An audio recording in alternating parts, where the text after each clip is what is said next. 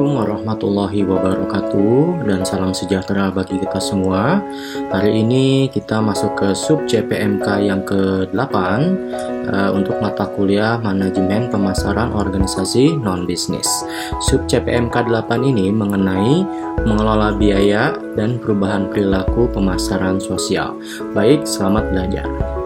Saudara, kalau kita membicarakan mengenai biaya, ya, pasti di sini akan berhubungan dengan harga dari suatu produk, ya, dimana biaya itu adalah komponen yang dipakai untuk menentukan harga produk, terutama di pemasaran sosial ini, gitu ya.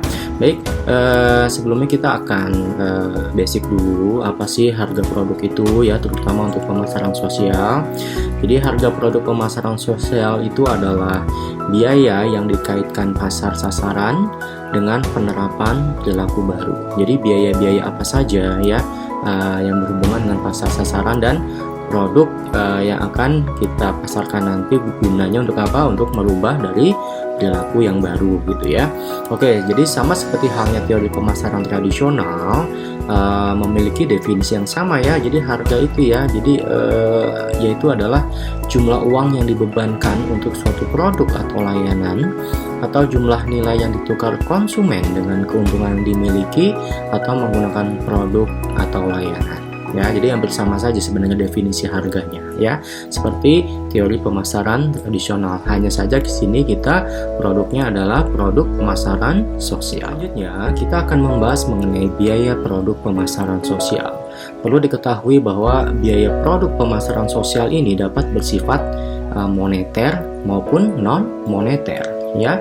Nah, kalau biaya moneter itu paling sering dikaitkan dengan objek dan layanan yang berwujud, ingat ya, yang berwujud, yang terkait dengan penerapan perilaku, ya.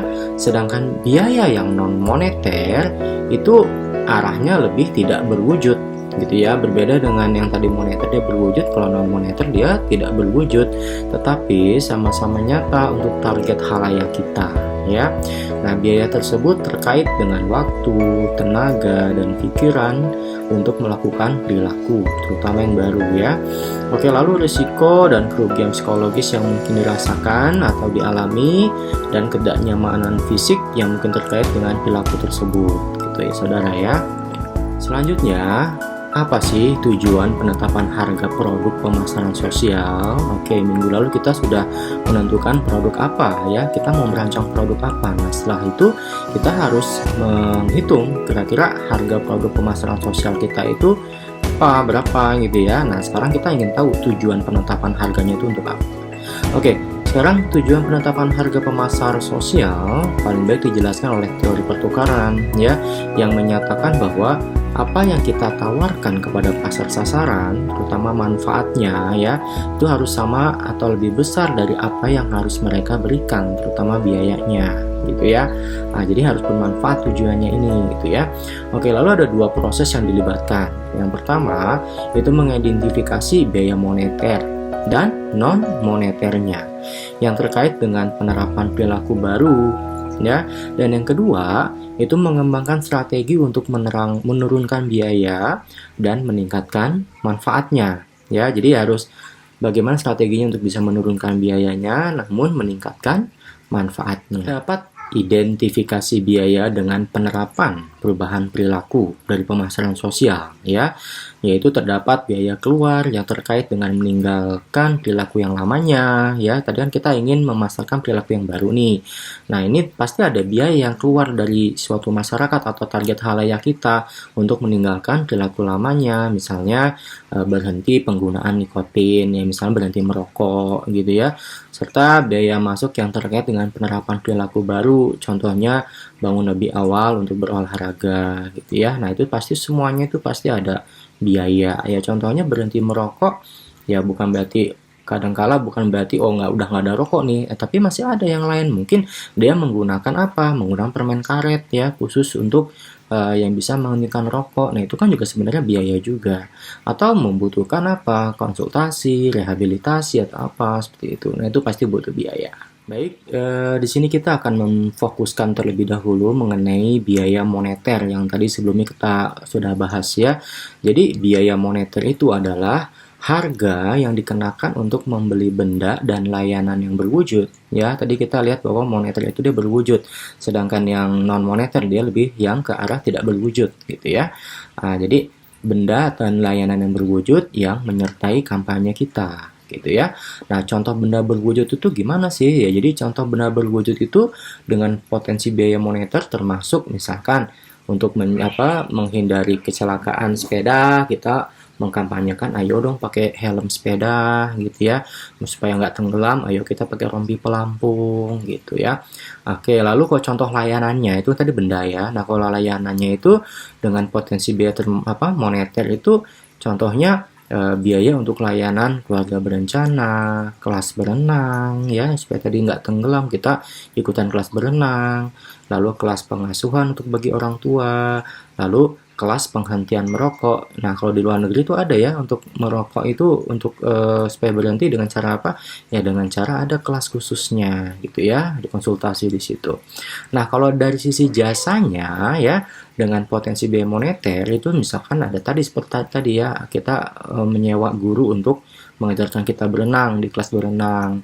Lalu supaya kita bisa menjadi orang tua yang baik ada kelas khusus orang tua yang menjadi orang tua. Lalu ada biaya khusus kita fitness center, klub kebugaran gitu ya. Lalu ada imunisasi, lalu kita naik taksi pun juga itu biaya ya. Lalu konsultasi dengan perawat, dengan lembaga bantuan hukum dan lain sebagainya. Untuk biaya non moneter, tadi kan kalau moneter kita yang arahnya lebih berwujud ya. Nah, kalau non moneter dia arahnya yang tidak berwujud tapi sebenarnya nyata juga gitu ya. Nah, target halayak yang menghadapi biaya non moneter ini akan dikaitkan dengan adopsi perilaku baru. Nah, contohnya yang telah diatur dalam tiga kategori utama ya. Jadi ada 3 kategori. Yang pertama ada waktu, tenaga dan pikiran ya. Lalu ada risiko psikologis, lalu ada ketidaknyamanan fisik atau hilangnya kesenangan dari aktivitas gitu ya. Nah, nanti silakan saudara baca penjelasannya ya. Nanti kalau misalnya ada yang kurang jelas bisa ditanyakan via WA atau via komentar di Google Classroom ya. Baik, saudara, lalu selanjutnya kita akan membahas mengenai strategi utama mengelola biaya. Oke ya, di sini ada 2 strategi utama. Yang pertama yaitu menurunkan biaya untuk mengadopsi perilaku baru yang terkait dengan keluar dari perilaku saat ini serta memasuki perilaku yang baru gitu ya. Nah, itu harus kalau bisa harus diturunkan biayanya supaya mereka mau berubah ke perilaku baru gitu ya. Oke, lalu yang kedua ya itu meningkatkan manfaat dari mengadopsi perilaku baru. Jadi halayak sasaran kita tuh harus tahu manfaatnya tuh apa, jangan cuma disuruh berubah aja gitu ya. Oke, lalu alat untuk mencapai taktik penetapan harga ini dan elemen lainnya dari bauran pemasaran ya, diantaranya produk, tempat, dan promosi. Nah, itu menjadi suatu pertimbangan dalam melakukan strategi untuk mengelola biaya kita. Lalu ada taktik ya yang berhubungan dengan harga, di mana digunakan untuk mengatur biaya. Apa aja sih taktiknya? Oke, yang pertama kita bisa menurunkan biaya moneter, yaitu decreasing monetary cost ya. Lalu ada menurunkan biaya non moneter atau decrease non monetary cost ya. Yang 3 menurunkan biaya relatif terhadap persaingan atau kita sebut sebagai decrease cost relative to the competition. Lalu yang keempat meningkatkan manfaat moneter yaitu increase monetary benefits, dan taktik yang kelima adalah meningkatkan manfaat non moneter, increase non monetary benefits ya. Nanti kita akan bahas satu persatu. Untuk decreasing monetary cost ya, jadi metode ini tuh untuk menurunkan biaya moneter. Jadi sudah tidak asing lagi bagi sebagian besar konsumen. Contohnya ya, misalkan kita memberikan diskon kupon, lalu diskon tunai, cashback gitu ya. Lalu diskon quantity, lalu diskon musiman, season of sale, misalnya seperti itu. Lalu harga promosi gitu ya. Nah, contohnya pengurangan harga sementara, lalu ada harga segmen, misalkan kadangkala kita kalau beli di Jakarta kok lebih mahal ya dibandingkan beli di Bandung misalkan atau di Cimahi gitu ya. Ini karena apa? Berdasarkan segmen, letak geografisnya. Lalu decreasing non monetary cost ya. Jadi kalau strategi penurunan biaya non moneter itu tersedia untuk mengurangi waktu, tenaga, biaya fisik, maupun psikologis ya. Nah, di sini ada tokoh yang namanya Gemunden itu mengusulkan beberapa taktik potensial untuk mengurangi biaya non moneter lainnya dalam model ini gitu ya. Nah, ini ada 4 taktik. Yang pertama, kita melawan risiko psikologis yang dirasakan ya, dengan memberikan produk sosial dengan cara memberikan penghargaan psikologis. Misalkan, wah kamu hebat ya gitu, bisa melakukan donor darah sampai 100 kali, kamu berhak mendapatkan penghargaan nih. Nah, itu apa namanya, secara psikologis kan ada arah penghargaan gitu ya. Lalu yang kedua, terhadap risiko sosial yang dirasakan. Jadi kumpulkan dukungan dari sumber yang dapat dipercaya yang mengurangi potensi stigma atau rasa malu dalam mengadopsi suatu produk gitu ya. Ya contohnya gini ya, berhenti merokok. Misalnya suatu masyarakat bahwa nggak ngerokok kamu, nggak gentle, nggak macho gitu ya. Tapi kamu di situ ada lingkungan sosial mendukung, justru dengan tidak merokok itu justru bagus, kenapa kamu lebih sehat. Nah, itu dukungan dari sosial gitu ya. Oke, lalu terhadap risiko penggunaan yang dirasakan, jadi berikan pengadopsi target informasi yang meyakinkan tentang produk atau dengan uji coba gratis produk sehingga mereka dapat mengalami bagaimana produk melakukan apa yang dijanjikan. Oke, contohnya kemarin masih ingat Anlin ya. Nah, contohnya diberikan gratis nih gitu ya bagi para manula suatu box Anlin. Nah, setelah itu dikasih harus memberikan testimoni setelah minum itu habis apa yang dirasakan gitu ya. Nah, ternyata apa? Kuatnya makin tulangnya makin kuat. Nah, seperti itu contohnya. Oke ya. Lalu yang keempat, terhadap risiko fisik yang dirasakan. Nah, sini mintalah persetujuan dari institusi yang berwenang seperti kalau ini Amerika ya, ini American Dental Association atau American Medical Association gitu ya. Kalau di Indonesia adalah mungkin Ikatan Dokter Indonesia gitu ya, atau organisasi lain yang sangat dihormati gitu ya. Jadi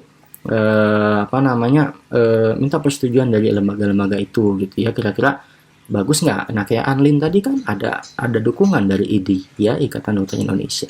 Selanjutnya adalah decreasing cost relative to the competition ya. Jadi ini adalah strategi perbandingan biaya dalam persaingan pemasaran sosial yang dapat menjadi efektif seperti halnya di sektor komersial ya, terutama bila perbedaan biaya sangat besar dan menguntungkan kita. Ini kan kita ngebandingkan dengan kompetisi ya. Jadi kompetisi itu bukan produknya tapi sikapnya ya. Misalkan merokok tadi ya, merokok itu kita mau berubah nih supaya nggak merokok, tapi kan ada kompetisi. Kenapa? Tadi ada sifat dimana bahwa merokok itu dianggapnya maco, jantan gitu ya. Nah, itu sikap kompetisi. Nah, ini kalau bisa untuk merubah ya kita harus menurunkan biaya ya yang terhadap persaingan tadi gitu ya. Contohnya ya tadi merokok, lalu ada kursi booster. Tahu ya kursi booster yang dipakai buat balita ya, yang di mobil ya, kan jadi kalau kompetisinya ya nggak usah belilah mahal-mahal, pakai seat belt dewasa aja gitu ya. Tapi kan kenyataannya seat belt dewasa itu nggak cukup ya, bahkan kebesaran buat anak balita atau bayi justru gitu ya. Nah, itu membutuhkan apa? Membutuhkan kursi booster gitu ya. Untuk apa? Untuk melindungi bayi dan balita dari kecelakaan kendaraan bermotor gitu ya. Nah, karena anak-anak prasekolah dan anak-anak itu tetap beresiko tinggi terhadap cedera. Dan tadi kita menurunkan biaya baik dari sisi moneter dan non moneter. Nah, sekarang kita harus lihat dari sisi manfaat. Nah, kalau manfaat bukan menurunkan, justru meningkatkan, yaitu increasing monetary benefits ya. Jadi imbalan dan insentif moneter dalam membeli produk dapat memiliki banyak bentuk dan akan mencakup potongan harga, tunjangan, insentif tunai, penyesuaian harga yang memberi penghargaan kepada pelanggan karena mengadopsi perilaku yang diusulkan. Nah, di sini salah satu contohnya ya, diskon tadi gitu ya, ada tunjangan, ada insentif ya, cashback, nah seperti itu ya. Lalu beberapa di antara contohnya potongan harga, misalkan $4 atau ya Rp4.000 gitu ya, karena menggunakan, misalkan kita lagi di supermarket ya, ada potongan Bu Rp400 gitu ya, karena ibu membawa tas belanja sendiri dan sudah ikut serta melestarikan lingkungan ya dari plastik gitu ya. Nah, itu kenapa kita membawa tas belanjaan sendiri, lalu menawarkan insentif $200, ini ceritanya di Amerika ya, kepada wanita yang kecanduan narkoba untuk program rehabilitasi sukarela. Nah, di sini ada kedua negeri enak ya. Jadi kalau misalnya dia pengen lurus, maksudnya pengen sembuh dari kecanduan narkoba, justru dia dikasih insentif. Yang mudah-mudahan Indonesia bisa berlaku seperti itu ya. Sehingga narkoba bisa ditekan ya di Indonesia ini terutama. Ya, tadi kan monetary benefit. Nah, sekarang non-monetary benefit. Jadi kita harus meningkatkan. Jadi increasing non-monetary benefits ya, manfaatnya. Jadi taktik non-moneter seperti pengakuan dan penghargaan kayak tadi ya, misalnya udah donor darah 100 kali gitu ya, wah dikasih penghargaan gitu ya, itu dapat digunakan untuk meningkatkan manfaat yang dirasakan dari perilaku yang diinginkan dan seringkali mencakup program pengakuan. Oke, contohnya tadi donor darah ya, dikasih penghargaan, lalu yang lainnya menjadikan lahan kita sebagai taman marga satwa. Nah, kalau luar negeri itu ya kan mereka kadang-kala lahannya luas-luas tuh ya, mereka punya berapa hektar gitu ya di perkebunan gitu ya, di ladang. Nah, itu kadang-kadang mereka meminta izin untuk apa? Untuk membuat taman marga satwa. Jadi di situ ada kadang-kala kita sering lihat ya di Facebook atau Instagram bahwa melihara harimau, singa, tapi kan itu bukan buat publik, tapi buat apa? Untuk melestarikan lingkungan. Ya karena apa? Karena secara captive, secara liar mereka tidak bisa hidup ya. Nah, makanya dibuatlah taman marga satwa khusus, tapi bukan untuk publik, tapi untuk melestarikan fauna dari yang kita pilih tadi. Pertimbangan ketika penetapan harga untuk barang dan jasa yang berwujud ya. Jadi harga untuk objek dan layanan berwujud yang terlibat dalam kampanye pemasaran sosial kita itu biasanya ditetapkan oleh produsen ya, pengecer dan penyedia layanan gitu ya. Nah, jadi pemasar sosial terutama mempromosikan menggunakan produk atau mendistribusikan kupon diskon dan insentif terkait. Ya, contohnya tadi Anlin deh. Ya, maunya apa sih? Supaya orang tuh berolahraga ya, harus 10.000 langkah gitu ya dalam waktu sehari gitu ya. Nah, sebenarnya dia sambil mau memasarkan produknya dia, yaitu susu gitu ya, susu Anlin. Nah, itu dia bisa nih si pemasar sosial sambil memasarkan kegiatan tadi gitu ya untuk jalan sehat gitu ya. Dia bisa sambil mempromosikan dengan menggunakan kupon diskon dengan membeli Anlin gitu ya. Lalu ada insentif bagi para distributor atau para toko. Nah, seperti itu. Saudara, di sini ada prinsip pengambilan keputusan dalam penetapan harga produk pemasaran sosial. Ya, tahap pertama. Oke, jadi tugas pertama adalah menentukan tujuan penetapan harga. Kita nanti sebagai manajer, kita harus tahu dulu dong apa sih tujuan kita menetapkan harga ini, gitu ya. Nah, di sini Kotler dan Roberto menguraikan beberapa tujuan potensial, ya. Yang pertama, memaksimalkan keuntungan, di mana pertimbangan utama adalah menghasilkan uang. Ya sah-sah aja, walaupun mungkin kita nirlaba, tapi nanti kalau misalkan menghasilkan uang, ya kita kan butuh biaya operasional, gitu ya. Oke, lalu memulihkan biaya di mana pendapatan diharapkan dapat mengimbangi sebagian dari biaya yang dikeluarkan. Oke ya. Lalu memaksimalkan jumlah pengadopsi target yang tujuan utamanya adalah untuk mempengaruhi sebanyak mungkin orang untuk menggunakan layanan dan atau membeli produk. Oke ya. Oke, lalu keadilan sosial di mana menjangkau segmen yang kurang mampu atau berisiko tinggi adalah prioritas dan harga yang berbeda mungkin dikenakan sesuai dengan kemampuan untuk membayar. Nah, kita di sini boleh membuat pengecualian bagi orang nggak mampu ya dengan dibuktikan dengan SKTM misalnya gitu ya, tidak mampu, surat keterangan tidak mampu. Ya kita boleh memberikan diskon ya atau mungkin bahkan gratis karena kita kan nirlaba gitu ya. Oke, lalu pemasaran ulang di mana strategi harga digunakan untuk mencegah orang mengadopsi produk sosial tertentu ya.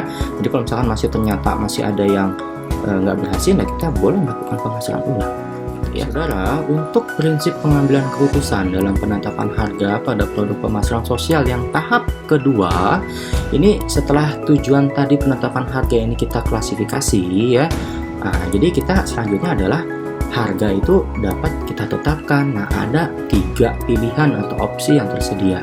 Yang pertama, penetapan harga berbasis biaya, di mana harga didasarkan pada margin keuntungan yang diinginkan atau ditetapkan atau tingkat pengembalian investasi. Misalnya, alat kontrasepsi dijual di klinik komunitas dengan harga untuk menutup biaya pembelian. Jadi nggak mahal gitu ya, ibaratnya yang penting balik modal aja gitu ya. Lalu penetapan harga berbasis kompetitif ya, di mana harga lebih didorong oleh harga untuk produk dan layanan yang bersaing ya, ini terutama produk yang serupa ya. Misalnya produsen rompi pelampung yang bermitra dalam kampanye pencegahan tenggelam menawarkan kupon diskon untuk membuat harga serupa dengan rompi yang lebih murah yang tidak disetujui penjaga pantai ya. Contohnya ya mungkin dengan kualitas yang lebih, ya ibaratnya kan kadang-kala kita nggak mampu yang mahal-mahal gitu ya, kita beli yang kualitas yang kedua lah gitu ya. Oke, lalu penetapan harga berbasis nilai di mana harga didasarkan pada analisis sensitivitas harga. Jadi pengadopsi target, mengevaluasi permintaan pada berbagai titik harga, misalnya ya itu kompos sisa makanan yang memerlukan pemintalan sederhana di harga lebih tinggi daripada memerlukan pembongkaran manual. Kayak jadi kompos sisa makanan itu ternyata itu buat apa ya, buat tanaman gitu ya, buat apa diproduksi lagi, jadi supaya nggak menjadi limbah dan nggak mempolusi gitu ya, itu bisa diolah lagi menjadi pupuk ya, kompos gitu ya. Saudara, demikian materi kita hari ini mengenai mengelola biaya dan perubahan perilaku pemasaran sosial untuk sub CPMK 8. Saya harap jelas ya. Apabila kurang jelas silakan boleh meng-WA saya atau seperti biasa boleh tulis di kolom di Google Classroom. Demikian, akhir kata saya mohon maaf apabila ada kekurangan. Akhir kata saya ucapkan wabillahi taufiq wal hidayah. Wassalamualaikum warahmatullahi wabarakatuh dan salam sejahtera bagi kita semua.